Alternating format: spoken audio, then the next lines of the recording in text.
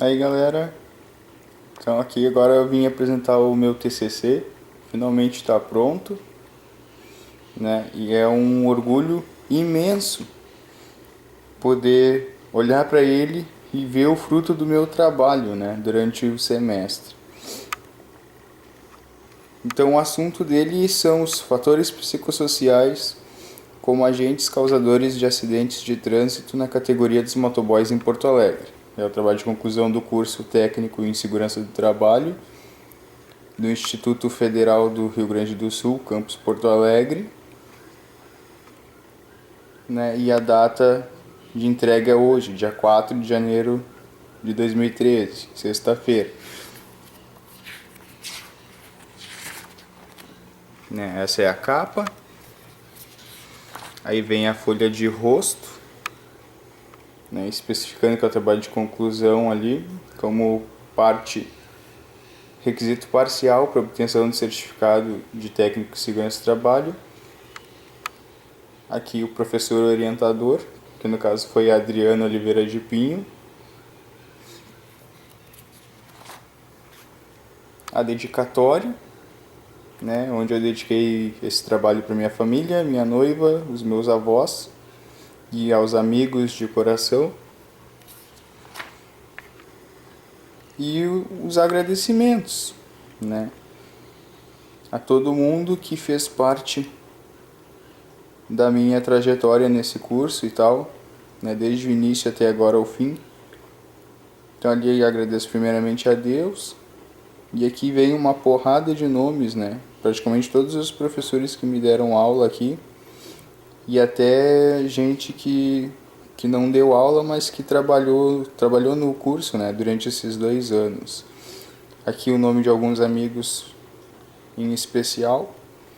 E para finalizar com chave de ouro, a minha noiva ali, o agradecimento especial. Aí vem o resumo do meu trabalho, né? E as palavras-chave. Um sumário, né? Bem delineadinho. Referências, 4 anexos e um apêndice, né? O apêndice começa na página 54 e tem 22 folhas, o que vai dar então 75 páginas no total do TCC. Vem a introdução, já na página 6, né?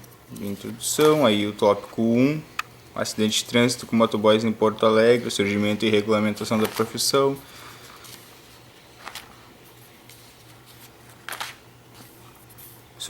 O crescimento do trânsito na cidade, né? Índice de acidentes de trânsito com motoboys, causas e consequências. Aí vem um gráfico e uma tabela, né, de acidentes envolvendo motociclistas, né, a taxa por ano, né. Cada barrinha dessa do gráfico colorida, né, representa um ano ali, como diz a legenda, cada cor da barrinha representa um ano, os meses e o número de acidentes a cada mês de determinado ano, né. Aí tem a legenda explicando como interpretar o gráfico. Um gráfico só de total de acidentes e um só de taxa de acidente a cada ano, né? Teve anos que teve taxa negativa, quer dizer que diminuiu o número de acidentes. Em contrapartida, teve anos que aumentou mais que o dobro dessa taxa negativa. Aí aqui são acidentes fatais envolvendo motociclistas, ou seja, os acidentes que houveram morte, né? O outro gráfico mesma forma de antes.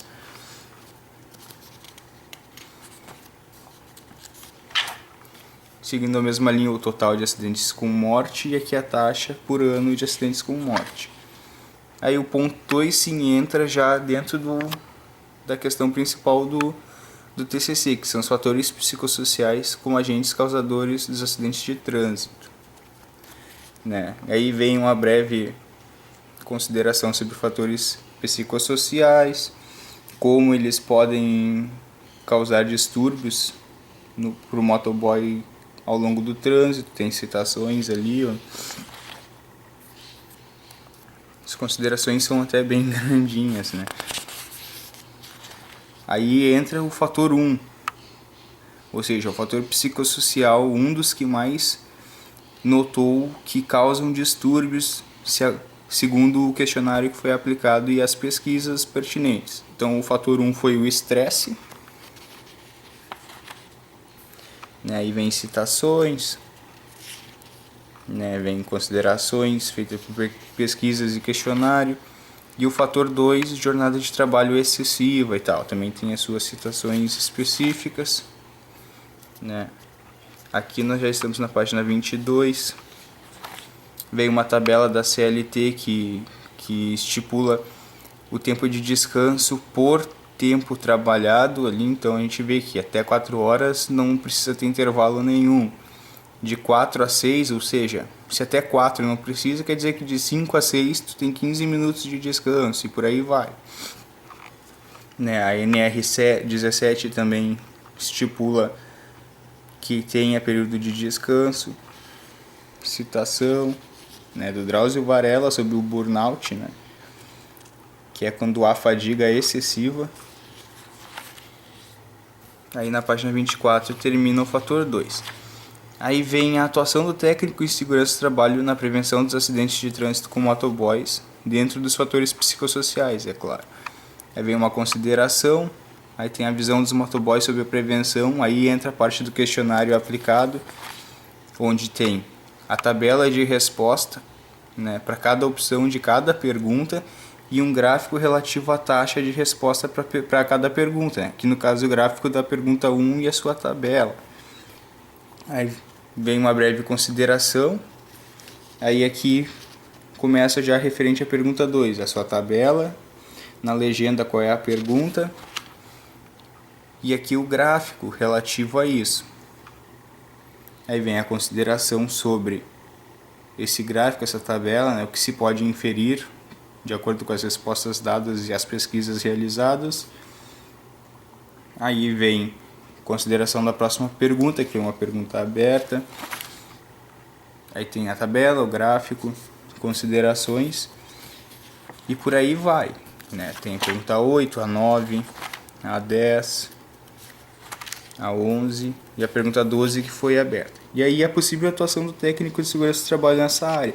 O que um técnico em segurança do trabalho poderia fazer para evitar, prevenir ou até controlar esse tipo de risco psicossocial? Então aqui entra todas as considerações por pesquisa, o uso de EPI, tipo, como por exemplo botas, roupas especiais para quedas, luvas, o uso do capacete, que é o único EPI obrigatório, tanto pelas leis de trânsito, como estipula o CTB, Código de Trânsito Brasileiro, e também a Resolução 356 de 2010 do CONTRAN, Conselho Nacional de Trânsito, e em acordo com a NR6, que trata de EPIs, né, equipamentos de proteção individual, o único EPI que é realmente recomendável é o capacete. Todos os outros que foram mostrados anteriormente são opcionais, mas não deveriam ser opcionais, eles deveriam ser obrigatórios.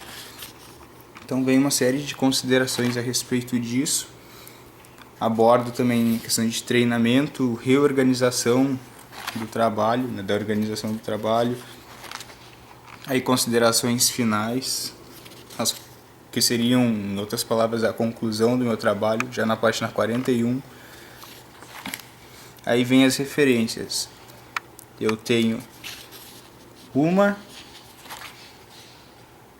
duas folhas cheias só de referências, para ver como o trabalho foi grande. E aí vem os anexos, que são 4 no total, e que são os anexos da Resolução 356 do CONTRAN, né, do ano de 2010, que fala aqui sobre faixas retrorefletivas nos baús, as dimensões, como tem que ser. Aqui ó, tem as medidas em centímetros e os ângulos que tem que ter. O mesmo vale para o capacete. Ó, as medidas são diferentes, o ângulo é o mesmo, 45 graus, mas as medidas são diferentes nas larguras e tal. Aí vem especificações sobre os coletes, né, as dimensões, dimensões, como é um colete de motoboy, né, na parte frontal. Aí vem a tabela de cor, né, do colete e as coordenadas, né, coordenadas de cromaticidade. Outra tabela de luminância mínima, né. Aí aqui ângulo de entrada, ângulo de observação, né, tudo a respeito das medidas necessárias. Características do colete, etiquetagem, instrução para utilização, aprovação do colete. Aí aqui vem o anexo 4, que trata de proteção de motor e pernas e aparador de linha, como diz a foto ali, ó. Aquela linha ali em cima é o aparador, embaixo, como fica melhor nessa foto ali, ó, dá pra ver o protetor motor-perna.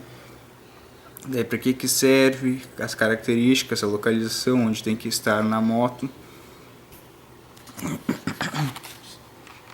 E uma foto aqui esmiuçando todos os equipamentos de segurança, tanto pro motoboy quanto para a moto, para tornar o veículo um pouco mais seguro, né? Já que ele é naturalmente um veículo perigoso. Então ele tem, ó, o baú com a faixa retrorefletiva, o capacete com a faixa retrorefletiva atrás, ó, né, até o limite da viseira, o colete com as suas faixas frontais e traseiras, ó, percebe-se o uso da luva, da bota ou do sapato, né, de proteção, proteção motor-perna, aparador de linha,